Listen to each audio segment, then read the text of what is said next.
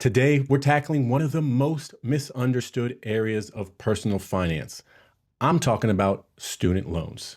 If you've ever felt overwhelmed by loan servicers, repayment plans, or the feeling that you'll just never get ahead, you're going to want to listen closely to today's episode.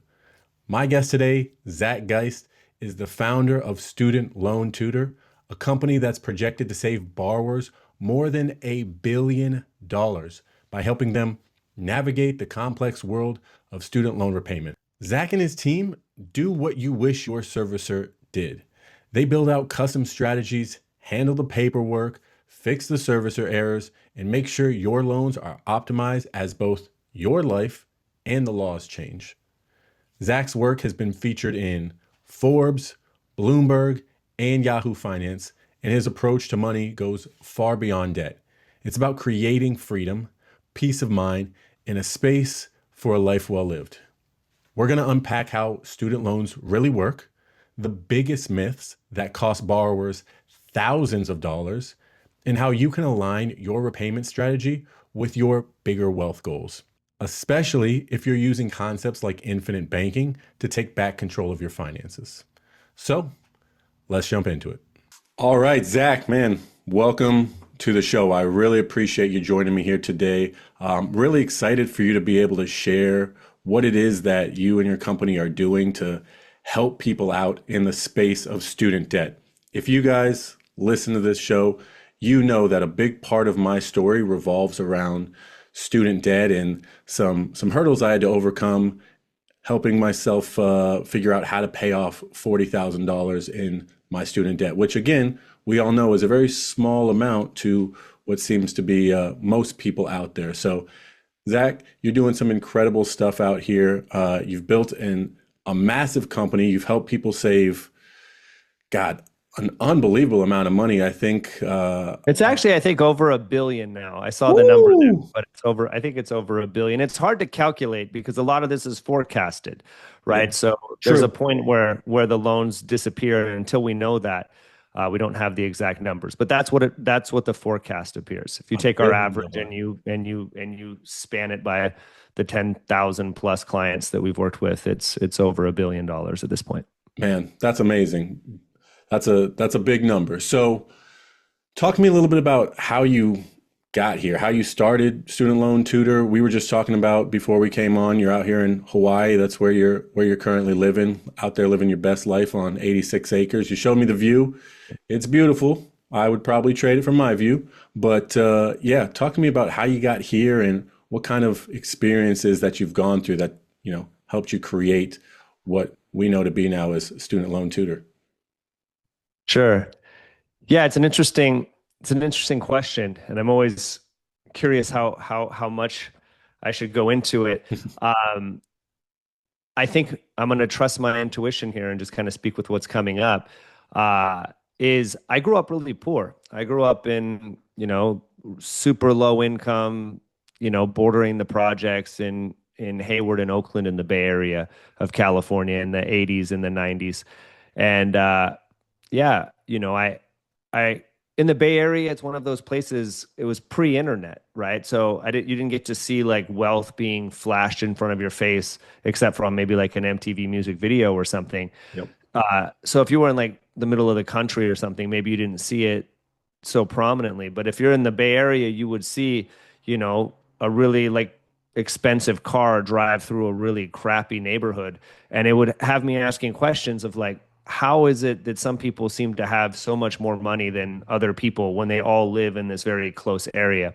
Mm-hmm. So for me, I think the initial part of my life, and maybe some of your listeners and maybe you could relate to this, it seemed to be similar to what 50 Cent said maybe 2 decades later of get rich or die trying. For me, it seemed to be I wanted to get out of living in the hood.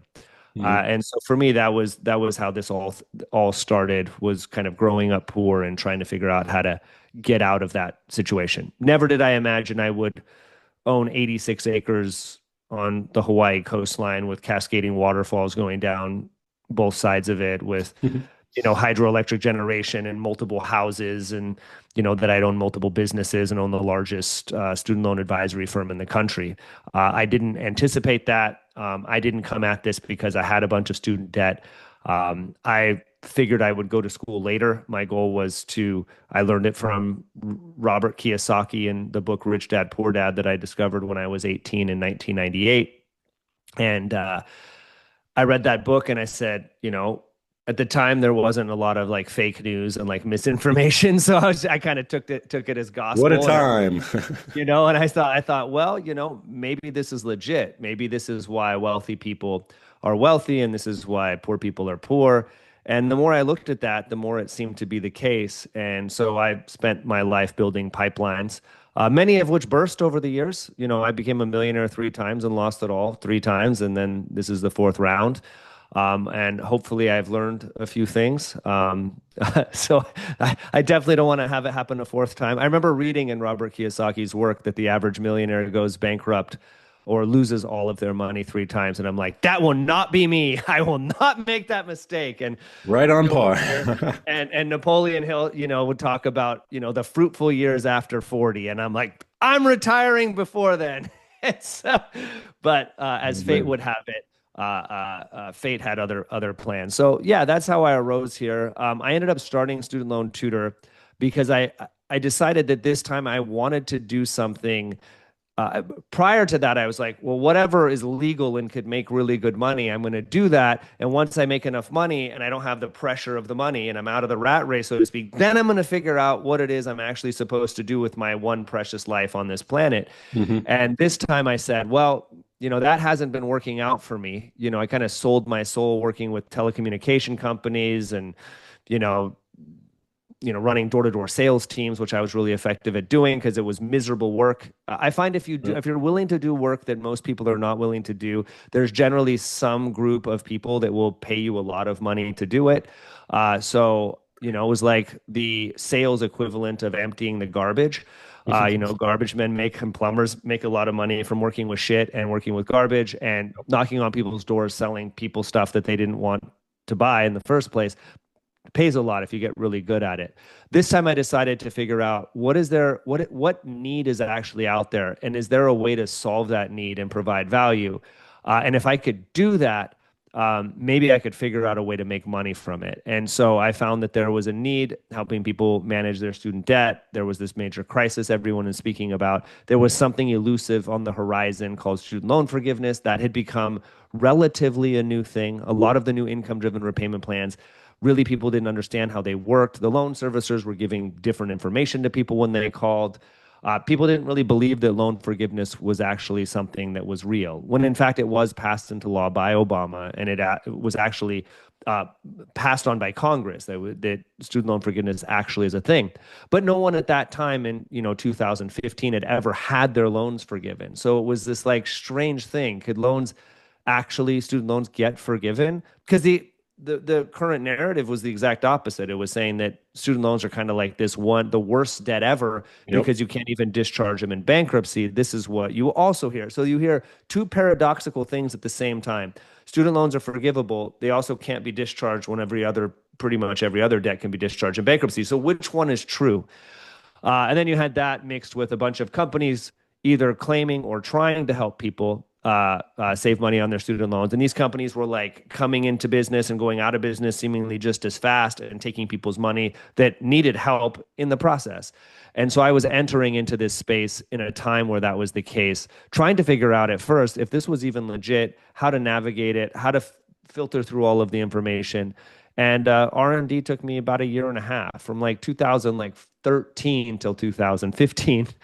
Some portion of that to get the company even in a place where, hey, we could actually do what we say. Now, what do we actually charge for that? Who do we help? How do we manage it? How do we put that in a CRM? How do we advertise it in a space where people think that anybody helping them with their student loans is trying to cheat them out of money? Yep. And then how do you do that in a place where nobody's actually had their loans forgiven? So I remember when loan forgiveness first, people were actually starting to have their loans forgiven. I'm like, there was a part of me that was like, is this even actually going to happen once they meet those thresholds? Yeah. And thank the gods and everything holy that it actually happened for me and for the people whose loans got forgiven. Because for a long time, we were operating in the framework of this is legally how it should happen. Theoretically, according to student loan attorneys, this is how it will happen, but it hadn't happened yet. And for the last 5 years, we've seen that starting to happen. And many people, in fact, it was happening at such a degree that the current administration is trying to figure out how to slow that down because Yeah. people were getting tons of debt discharged. I've had clients that had never made a payment on their federal student loans ever, had 600, 700,000, have it completely wiped out with no Wow. tax implication at all. And it's, if that sounds like winning the lottery, it is. Yeah. I It's a mean, lot it's like as good winning as the real lottery. money. It is. It's as good as real money. So Jeez. this, this has been a passion of mine from the very beginning. Is figuring out how do you take somebody who's starting off in debt, who's starting off with very little knowledge of the financial system, and how do you help them navigate and become at least somewhat liberated from that system that puts them into a form of debt servitude. There's lots of names for it. One of them is uh, uh, something where we get the word peon from, which is a state of peonage, which is a form of debt slavery. And a lot of people, at least I did, I felt like I was in debt slavery. I had to wake up every morning and do shit I didn't want to do all day, every day. And I felt like if I'm going to do shit I don't want to do all day, every day, I'm going to do shit that I really don't want to do so that I can make enough money to stop doing it. And so I've been able to accomplish that for myself. I've been able to help people at least liberate this one very pernicious form of debt, which is student loan debt. And there is a way to navigate federal student loan repayment and qualify for loan forgiveness and increase your cash flow and reduce your debt service obligation the same way that there's ways that wealthy people avoid paying what many would consider their fair share of the tax burden and tax obligation, because the wealthy navigate tax law and tax code in ways that are so beyond the average person's understanding that they don't even know where to begin having the conversation. And so, yeah, that's what we do. That's what Student Loan Tutor does for student loans. We help people. Our average client has over $100,000 of federal student loans. I think it's over $250,000, our average client. Ooh, It just okay. seems to be the type of people we work with, but the same methodology works for everyone. And there's ways to navigate it if you understand how to navigate the system. And it's an important thing. There's a quote that I would say for years. I always hope it would catch on. Maybe it does for some, but it's if you're forced to play the game, it pays to know the rules. And we're forced to play the economic game. We're playing the game of Monopoly when we're born into this world.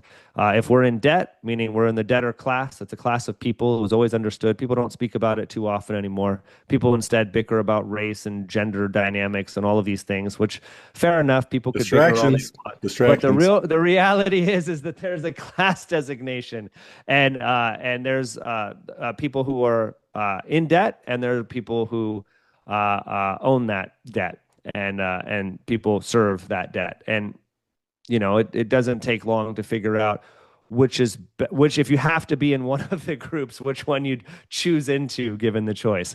So yeah, Yeah. I guess this podcast episode and my sharing on your podcast is hopefully at least a small life preserver thrown out there in the form of hope. And you want to investigate what I'm saying and make sure that I'm not just feeding you a line of bullshit for my own profit motive.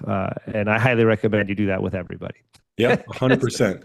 I think you said a lot of really valid things there. And one of the things I think that a lot of people will align with that listen to my podcast is specifically, do you want to be in control or do you want to be the one that's being controlled? When we focus around building out a family banking system, like we were kind of talking about beforehand, the idea is, hey, currently the bank controls all the shit in my life. They take all my money, they do everything first. The government gets my money first before I touch any of it. It's tax, it's all of this stuff happens. And that's because If you're you're not an in control. employee, yes. Yeah. Mhm. And which, again, the majority of people are. Now, people that are 1099s, work for themselves, all of this different stuff, they start to see, ooh, there's a lot of advantages to doing this, to having a little bit more control of what's going on in my life. And so, what you said, I think the average person thinks, you mentioned this, and I think two things can be correct at the same time, that debt, student debt, is something that for the longest time was never going to be forgiven. And then this recent period, 10 years or so, it's now, oh, this can be forgiven now. But people haven't really heard much about it. They haven't looked much into it. So the common belief is it's still, I'm going to take this to my grave or I got to pay this shit off. Like, I don't know exactly what's going to happen. I don't want to pass this on to Yeah. my kids. Yeah, you don't. So federal student loans, at least, private Mhm. loans, there are some private lenders that likely figure out a way to attach that debt to your estate. But by and large, generally speaking, well, federal student loans for sure don't follow you through. They don't follow your estate. Meaning, if you die, the loans disappear, and then whatever estate. Hopefully, people have estate planning. As actually, something like I was looking up the number yesterday. Someone had asked me. Turns out that like I think 11%, hopefully I'm quoting correctly, of people in the United States actually have an estate plan. But if you look at the people Mhm. who are considered the ultra high net worth people, it's over 90% that have an estate plan. So the vast majority of people are going through some type of something similar to probate. And usually this wreaks havoc on the family's lives because people are fighting for whatever's remaining. And it's sad, like growing up poor, you definitely feel this feeling of crabs in a bucket. Mhm. And that appears to be a really good metaphor for what it feels like to be not out of this rat race, so to speak. Um, yeah. So when it comes to federal student loans, I think that that's an important piece. I think that the first thing people should tackle when it comes to their finances, if they were born like I was in the debtor class of people, Mhm. I'm always worried I'm going to say debtor class and then your podcast, like no one will ever hear about this episode, or potentially I've like scarlet lettered you. So you fall into obscurity as well. I have no idea how that works. But yeah, I think the two first things you've got to figure out is if you have student debt, how do you manage that? Mhm. Because if you treat that like a traditional debt and you say, okay, I've got 6.8% interest, I borrowed 100 grand, I'm accruing, $6,800 the first year. Anything I'm not paying on that's compounding, becoming part of my principal and ballooning over time. And then you're at the same time trying to pay it off, but then not able to, then you have a really bad strategy. You should either decide Mhm. upfront, I'm going to pay this debt off, and you should know why you want to do that, right? Because you generally want to pay a debt that has a high interest rate first. Like everybody knows Yep. that. Dave Ramsey like has built an entire business on just saying that one simple thing over and over again in every which possible way that he can.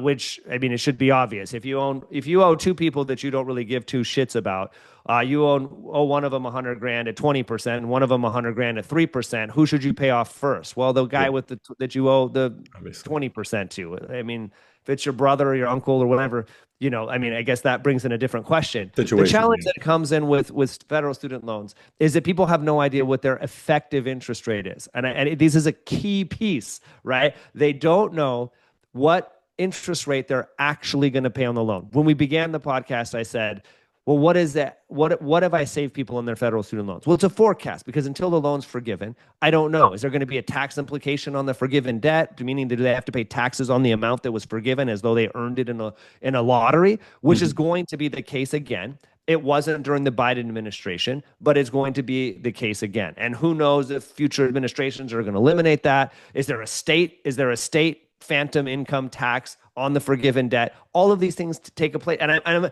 I worry that people hear me go into these details and then they just tune out. They're like, what is the Yeah. phantom debt? Maybe this guy's full of shit or whatever. I can promise you, for whatever it's worth, that I'm not full of shit and that I understand this more deeply than anyone I know. So, but it's important to understand what your effective interest rate is. Most people who have federal student loans, even with the changes that are happening to federal student loan repayment, which they're not as good as they used to be, they're going to have less than a 0% interest effectively on their student loans if they manage it correctly, which means if they borrowed 100 grand when they went to school, by the time it's all said and done, all of the money they paid to service their debt, plus it was forgiven, plus they were taxed on it and paid that forgiven amount after all the interest accrued, the vast majority of my clients pay less than what they borrowed initially.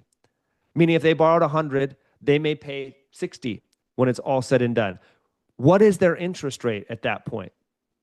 If they paid 60, they borrowed 100, they have a negative 40% interest rate. Now, Yep. if I tell you you have a debt to these two guys over here, one of Hmm. them's 8% interest, this one's negative 40. Which one do you want to pay first in full? Well, for sure, the Yeah. one with the 8% or Yeah. the The one that's, 10% or the 0%. yeah. Anything before paying the negative interest Negative debt. 20%. Yeah.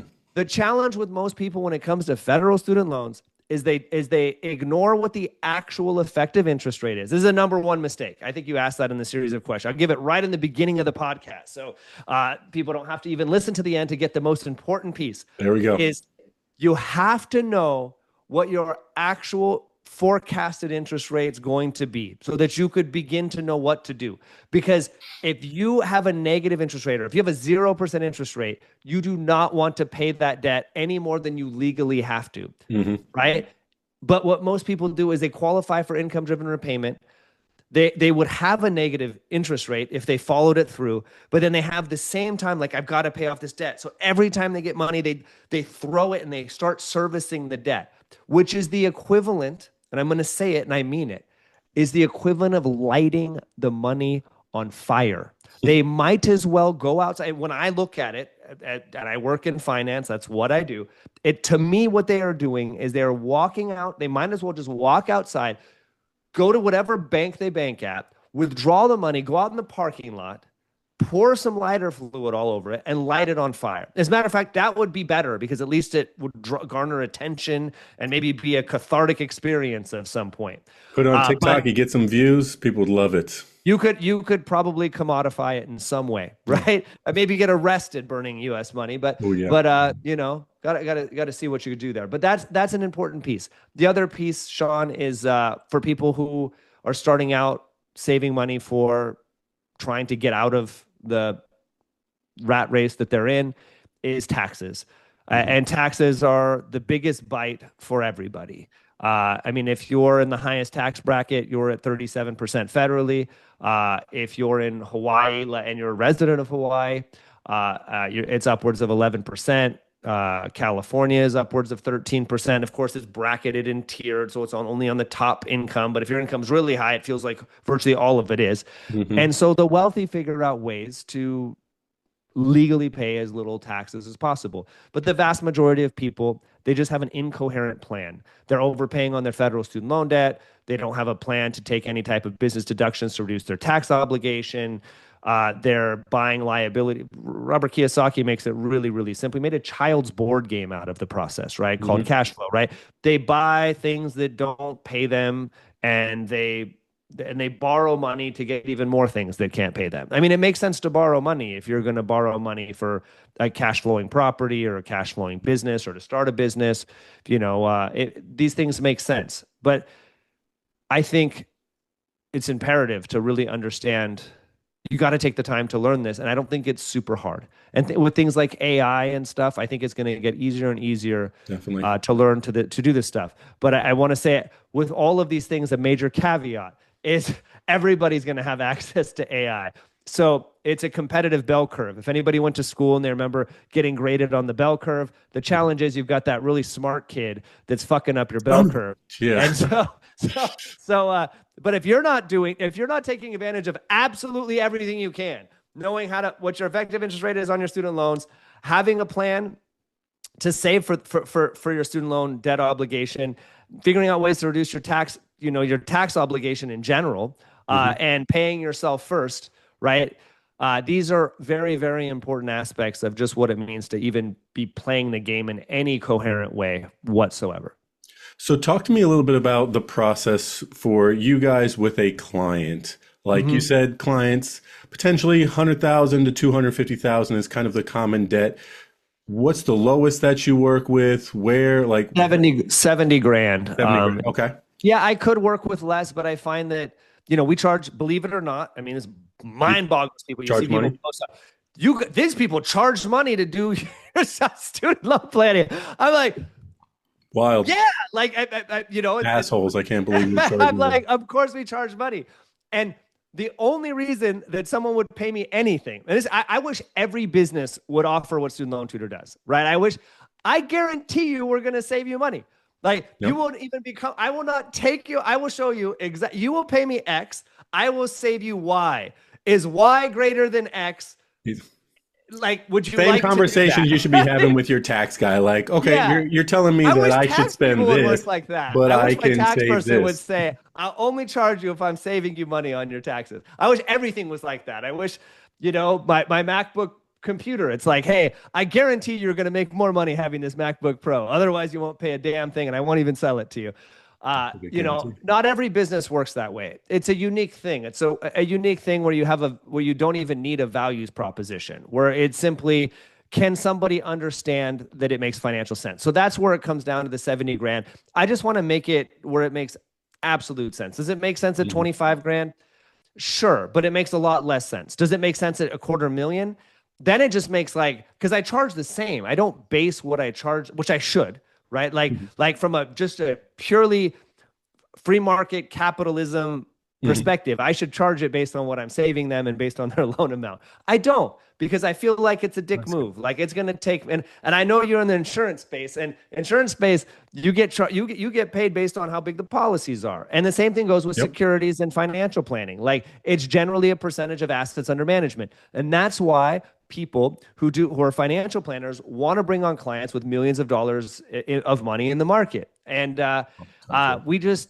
I don't do that because I feel bad. Just because you got a ton of student debt doesn't mean that you're doing super well financially. If you've got a ton of money in the market, or you could buy a lot of insurance, chances are you also have a lot. So I guess it makes more sense there. I don't do that. I base it based on a flat fee for service, where my people could get paid very well and I have no turnover. And so that's what we do. It's there's no values proposition. I guess the value proposition is we do all this for you. You don't have to dick around with it. But ultimately, at the end of the day, it's dollars in versus dollars out.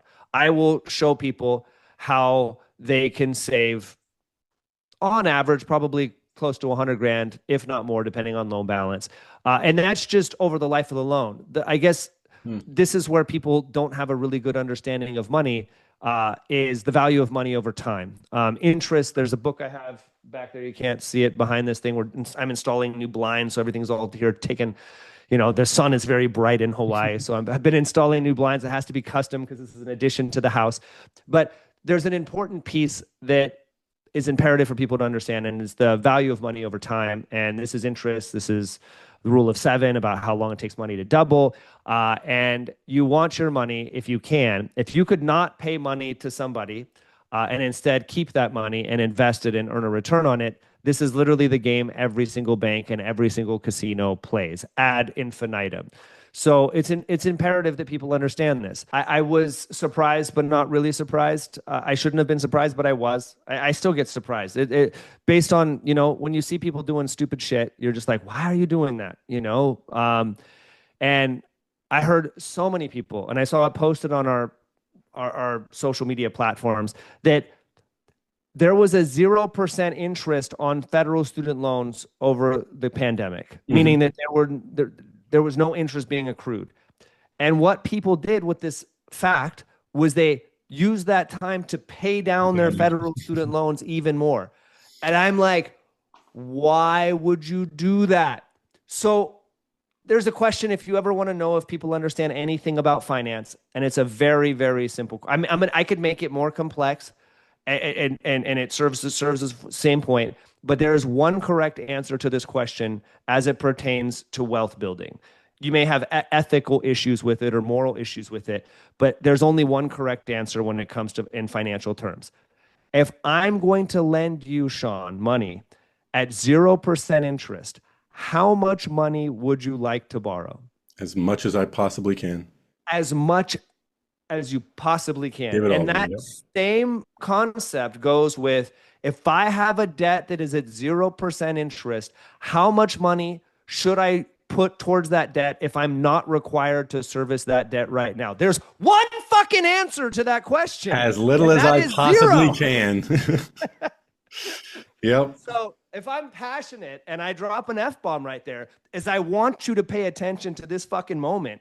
Because if you don't understand that concept, don't beat yourself up about it. Continue to ask, what am I missing here? Yeah. There's something I'm missing because I've talked to people and then they just go, yeah, yeah, yeah, I get it. And then they do it anyway. And I'm like, you don't get it. Because if you got it, you would not. It's like the hand in the fire. Like once the kid realizes Oh, it's hand in hot. fire Fucking equals hot. ow, you stop doing it. Yep. So there is something that's emotional, right? That says, I have debt, I must pay it. It's like a compulsion, right? It's like OCD. It's Mhm. like checking the locks over and over again. It's like debt, pay it, service it.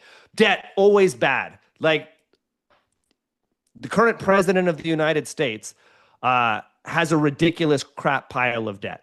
Mhm. And he also has a ridiculous crap pile of money. And there's a smart debt, right? Like I intentionally carry debt.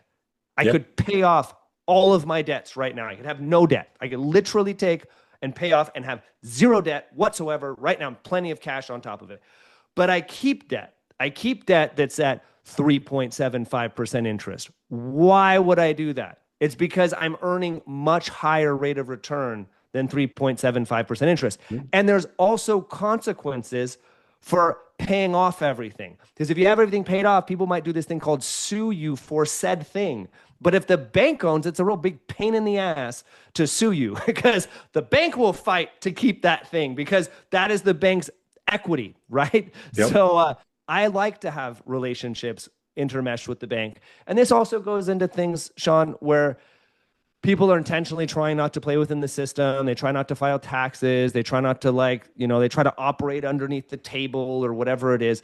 In my experience, that is the stupidest thing you could do because you can't do it indefinitely and you could never really become successful unless you're like in the mafia or something and you like have to, Are you doing but like selling an drugs? I average mean, person selling that's drugs doesn't tend. working, yeah, an average person that's working, it will pay you to like do things above board and learn how to play the game. And it's an important thing. And part of that's understanding that admitting that you don't know. And I really wish, and in the beginning we started this and I said, Robert Kiyosaki said the average millionaire loses it all 3 times. And that of course wouldn't be me. And I went and go, hopefully that ends up being the truth when it's all said and done. And I only lose it 3 times.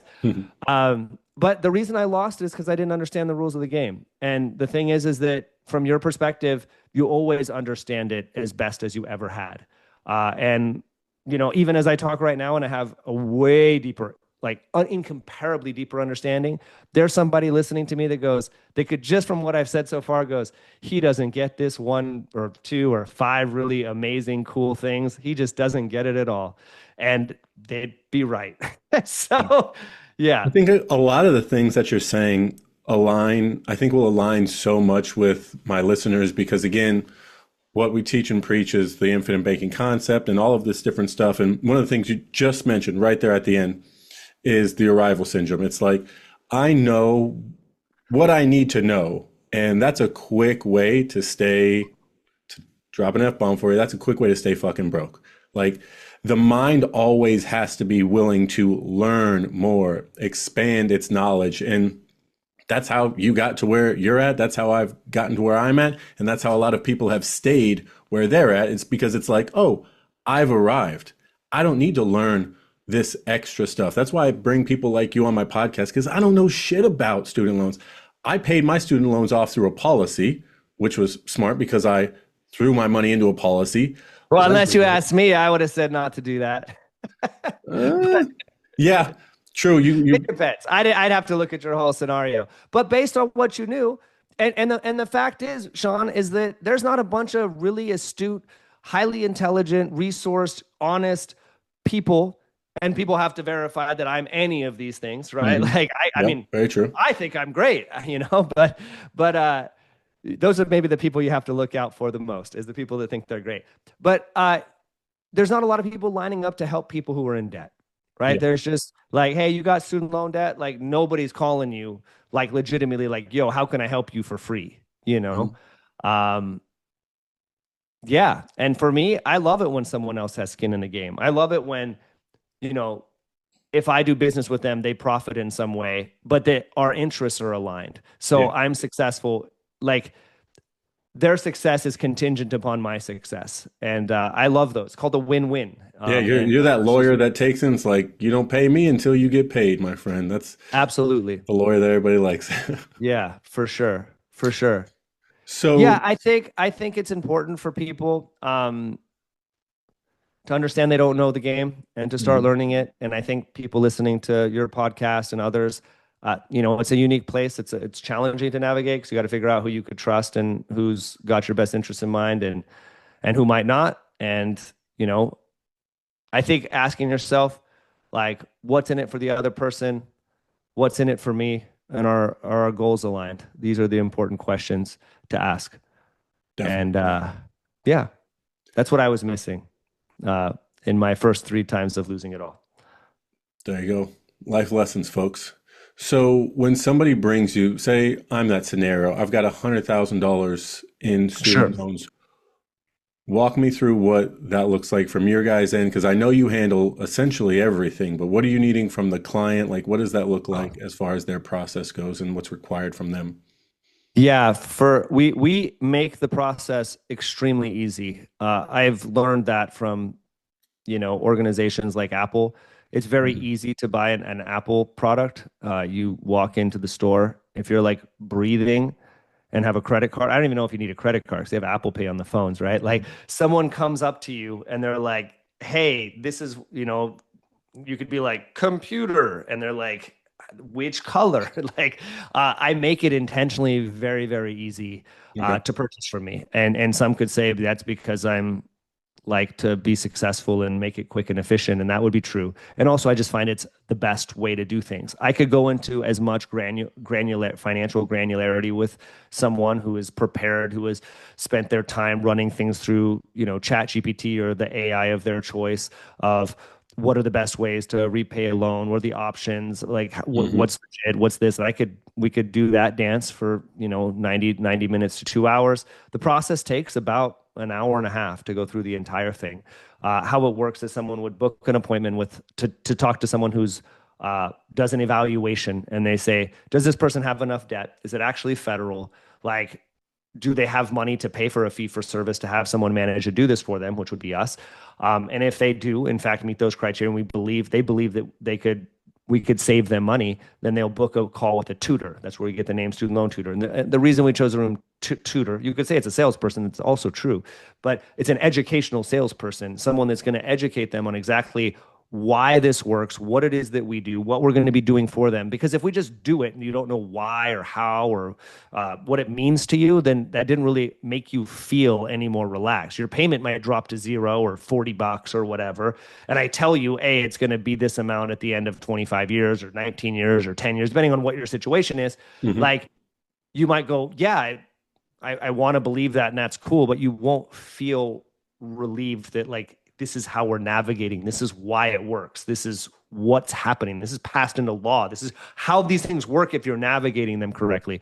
And this is something I've noticed that a lot of tax people and a lot of financial advisors, frankly, Shawn, don't actually explain to their clients what it is they're actually doing, how to do it, why it's that way. It's just like somehow magic. And so the goal of that 90-minute call is to explain to them exactly how we're doing it, why we're doing it, what this means to them, and how to prepare. This is an important thing, and I think probably why you have me on here.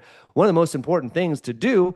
I just had a video go quite viral recently, which is, oh wow, my loans are forgiven. Holy crap, that's awful. And you might go, what the hell's awful about your loans being forgiven? Well, if you have a $0 payment due, we're going back to the same question. If you have a zero interest loan, Zero.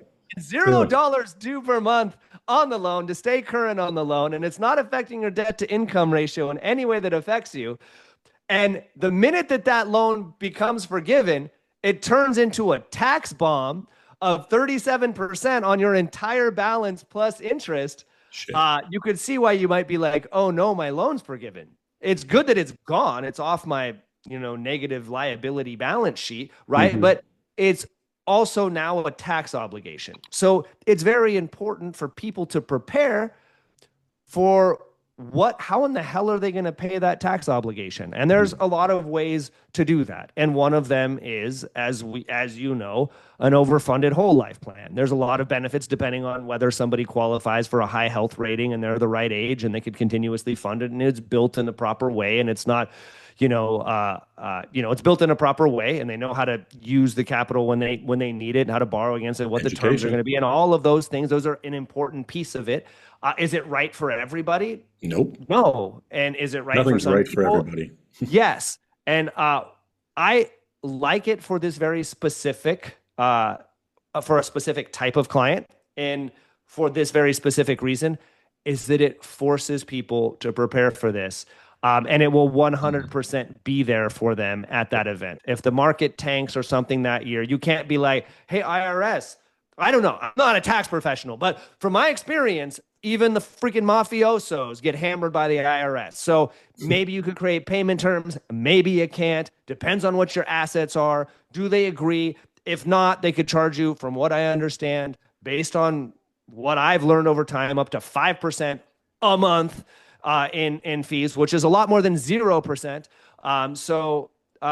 Wait, yeah, who's charging you 5% a month? The IRS can charge you upwards of 5% per month. Plus, I think plus penalties on top of that on unpaid IRS tax. Again, I'm not a tax professional. Look it up. Ask your tax professional. Depends. Can they even get it? Can you create payment terms? I don't know. I don't propose. I don't even want to know. Like, that's not. I don't want the liability of having to give you tax advice, especially whether I'm a tax advisor or not. I don't want the tax. I would be, even if I was a CPA, which I'm not, I wouldn't be on here giving blanketed tax advice. But yes, having a plan for that IRS tax obligation is imperative. How you get there is, navigate that path in the most intelligent way that you possibly can. But make sure you know to get there, and it's important. And you shouldn't pay back. You shouldn't pay back a debt that has a 0% effective interest rate or less. I mean, I think we've established that. That's the general theme of this, yeah. Yeah. And you should always invest for more than what your savings account will allow you to invest at. These are the two just really, really basic pieces. And it's not common sense. The vast majority we're seeing do not do that. Like, it makes sense to always have an estate plan, because there's another thing we all know here, Shawn, or at least we know that this has been the case with everybody except a few enlightened gurus that allegedly live in caves that no one sees, is that we're all going to die at some point. So having like a plan, as morbid as it sounds to have a plan for that, it's very important, whether that's life insurance, whether that's disability insurance, which comes before death sometimes, or that's long-term care, which unfortunately comes or doesn't come before death. And also planning for the fact that you're going to die, which is estate planning. These are all very important pieces, because the chances are, as far as I could say, absolutely certain that event is going to occur. So the fact that 11% of Americans are prepared with an estate plan just goes to show you that it's not a financially astute way to handle it. It's simply they either don't know, or it's too terrifying to really think of, which I can appreciate. It sucks to think about being in debt. It sucks to think about your student loans. It sucks to think about dying. It sucks to think about your partner dying, your kids dying. It's not a fun thing to talk about, which is, again, to go back to that thing of doing stuff that's really shitty. What I've learned is, do the really shitty things first, get them out of the way. Brian Tracy wrote a whole book on it called Eat That Frog. Like, just get that part of your life out of the way. Eat that broccoli so you can enjoy that ice cream and all that good shit. Yeah, for sure. So again, I think so many things that you say are ringing true to the stuff that we try and teach our people. And at the end of the day, I think the majority of people, it's just a lack of education. There's not enough people, like you said, that might be trustworthy, or just general information that is, I'm not going to say available, because obviously there's a ton of information available, but they don't teach you any of this shit in school. When you take the loans for school, the school doesn't even let us also. Shawn, the school doesn't. The school doesn't know, and this is the sad part. If you look on the Department of Education's website or the loan servicers, they'd say that, well, they offer advice for free, and they do. I guess I don't know if you call it advice. They'll answer your phone call and they'll tell you something, but these are not trained financial professionals, and again, they don't have any. some people are, misconstrue that they have a financial incentive to not help you. I don't even know if that's the case. They have an incentive, but the person you're talking to If that has an person's not getting incentive to just paid kind from of your get loans, off. They kind of have the incentive to kind of end the call early. The loan servicers get paid based on how many loans borrowers they service. So kind of their MO is to get off the phone as quickly as possible. And they're definitely not spending 9 minutes on a detailed financial plan tied into every aspect of your finances.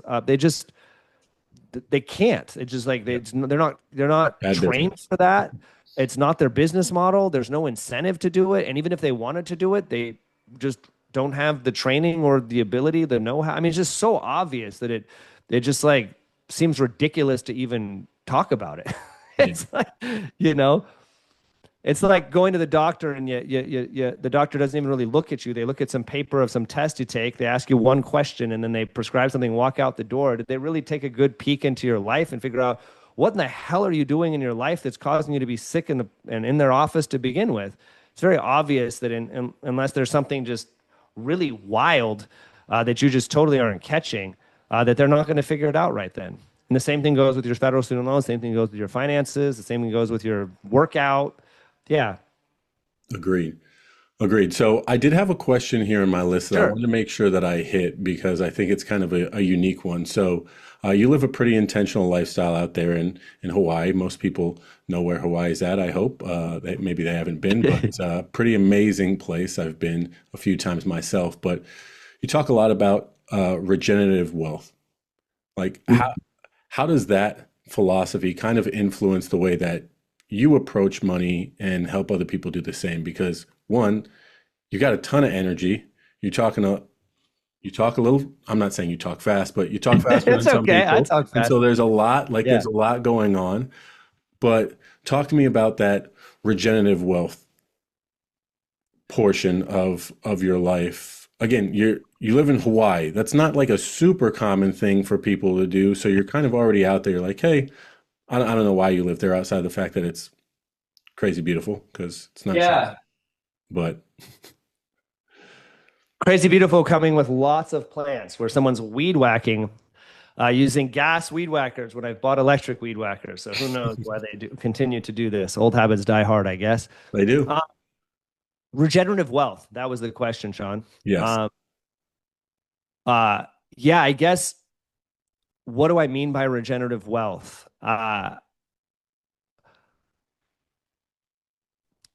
It's a deep philosophical question.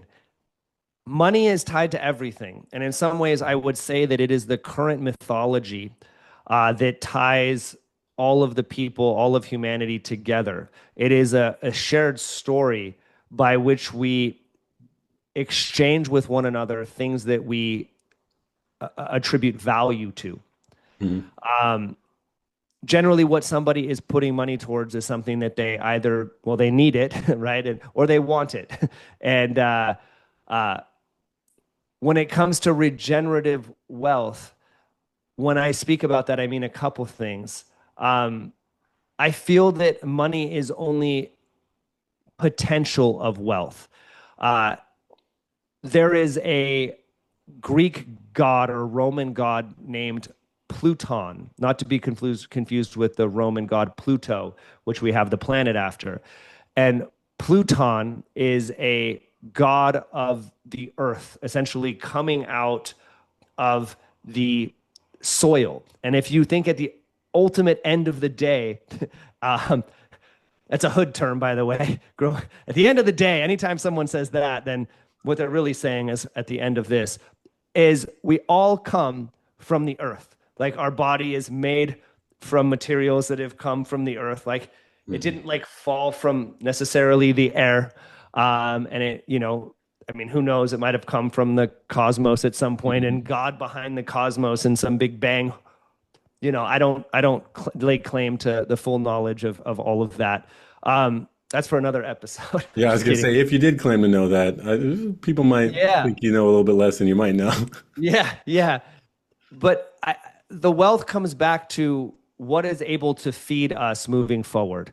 And I look at where my money, my personal capital goes, I want to move that into things that I feel are perennially valuable. They're valuable beyond myself. I once heard somebody say, I'll quote the person named John Vervaeke, he's a philosopher, and he said, philosophy professor, and he said, the best definition he heard of something being sacred is what we want to live on, even when we're dead, even when we can't.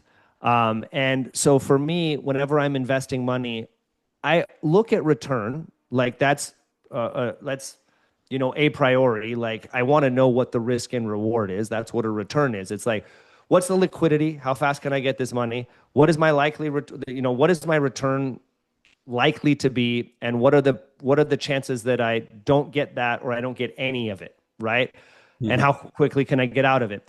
Those are important financial decisions. What I mean by regenerative wealth or regenerative investing is also what is that money that I'm putting towards something actually doing in the world? Because when I'm investing money, whenever I'm putting it somewhere, it's active, it's doing something, it's supporting some investment somewhere. If I'm giving it to an insurance company, they have an investment portfolio where they're investing it, where they're getting the returns, where they're paying dividends to the people who own these policies. And if I'm invested in in a financial plan or the index or whatever is in my portfolio, whether it's publicly traded companies or private companies, like my money that I'm putting in there is doing something. It's supporting an organization that's providing a service or creating a product.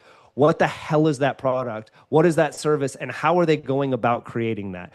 And that's what I would call regenerative investing. Regenerative wealth would be how do I appreciate the actual life that I live? Like I live in Hawaii because I love breathing fresh air. I have water coming from freshwater springs. I have waterfalls on my property that I could swim in.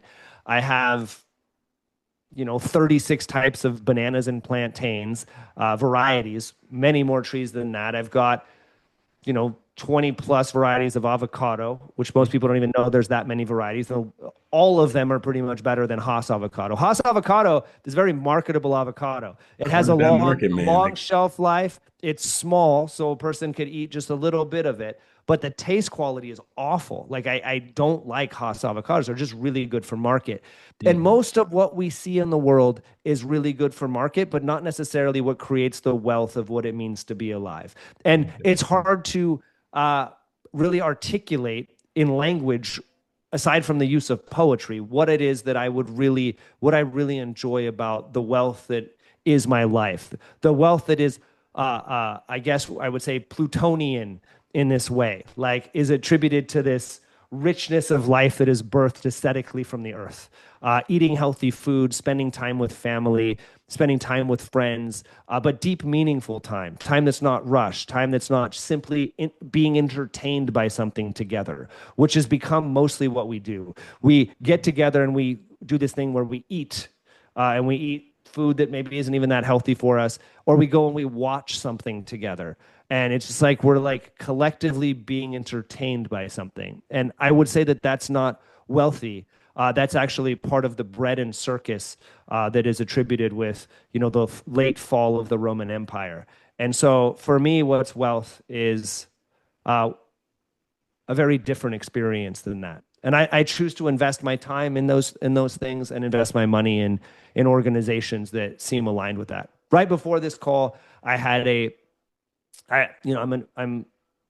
I could be a full-time investor. I still run companies, but if I just decided I wanted to invest my capital and that was it, that's what I could do all day, every day is just make investment decisions. And I was looking at what I would consider a regenerative investment in a company that is located here on the Big Island that does everything related to ulu. It's something called breadfruit, and they do all sorts of different crops, and they have a cooperative. It's really beautiful the work they're doing, and the return they were offering was something like 3 to 6% return, but it's highly illiquid, right? Like you won't get it back till after 2030. They could go out of business and you get nothing back. You know, but at the same time, I really love what the organization is doing. And it's really cool to be able to put money into something I would maybe even donate money to, but like actually be able to invest in it and probably likely, if I'm able to judge, get my return back? Would I meet market rate return like as if I was invested in BlackRock? No. Could I sell my position in those shares that I own? No. But is it still a worthy investment for me when I take the totality of investing into consideration? Does it meet those other criteria? And I would say yes, it does. So I choose to make decisions based on a larger parallax of what other things does it impact. And I understand that people are, when I was just trying to get by, like that's not how I was making my decisions. I was making my decisions of like, hey, how could I get out of this mess that I'm in? So I don't expect everybody to be making decisions the way I'm making them now. But I hope that at some point, if everybody that had my wealth and beyond were making decisions, even considering anything other than maximizing return and reducing risk, we'd live in a very different world, because money, as we know, supports the type of businesses that we see. Oh crap, I'm realizing I'm late for Wells Fargo, who is waiting on a Zoom call for me. So I've got to hop on there. No worries, man. I think that was a great way to end the stuff. I'll wrap it up in my outro here, but yeah, I feel like that was a great message to end this all with. So I appreciate your time. I feel like Great. people got probably a lot of good value out of that, and I'll let you jet, man. But I appreciate you coming on and chatting with me. Thank you very much. Take Yeah. care. Have a good one, brother. Aloha, Peace. Shawn. Whew. Big thanks to Zach Geist for joining me on today's episode. Holy shit, he didn't hold back, did he? That man showed up ready to talk. I love how he broke down the truth about student loans and showed that with the right strategy and proper education and a good team around you, you can turn what feels like a burden into an opportunity for financial control and clarity. Now, if you're listening to this and you've got student loans, don't try and guess your way through it. Zach and his team have agreed to offer a waived strategy call exclusively for our viewers and listeners. But here's the key. You have to use the special client link in the description below. If you go through the regular website, you won't get that free call. So make sure you use that exclusive link to claim your spot, and just go talk to them about your situation. See if this sounds like the right fit for you. If you're ready to learn more about infinite banking, be sure to head on over to my website, which I'll link below as well. Check out my full overview, book yourself a free call, and let's chat. As always, the information is free, but the knowledge is priceless. I'll catch y'all next time. Peace.